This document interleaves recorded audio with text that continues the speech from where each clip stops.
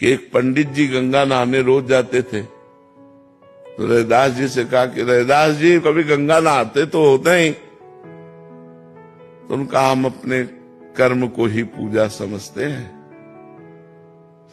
आप रोज गंगा नहाने जाते हो, ये 2 केला है, बड़ी कठिन कमाई के हैं, गंगा जी को दे देना, कह देना रैदास जी ने दिया है।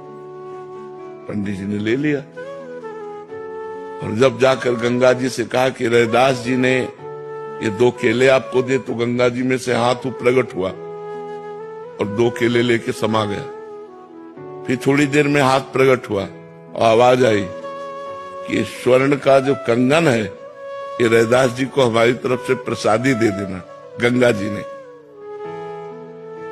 अब पंडित जी ने देखा आसपास तो कोई है नहीं और इतना कीमती कंगन रैदास जी को कहां से। तो वो दूसरी गली से चले तो खड़े हो गए रैदास जी के सामने जाके।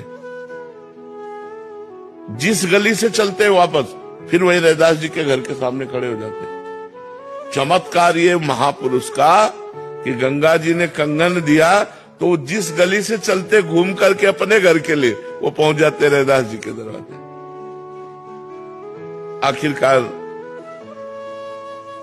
रैदास जी के समीप गए और कहा केला दे दिया था। उन्होंने ऐसे कठौता में हाथ डाला और कहा हाँ हाँ दे दिया। कठौता में केला उनको मिले, बोले हाँ दे दिया था। उनका गंगा जी ने आपके लिए। तो उनका हम इसको क्या करेंगे, आप ही रख लो।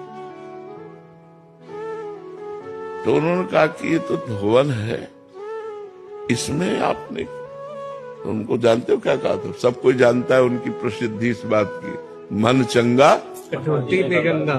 हाँ, तुम्हारे मन में कंगन की बेईमानी आ गई और कहाँ घूमते हुए ऐसे भटकते हुए फिर यहीं आते रहे। मन चंगा तो कठौती।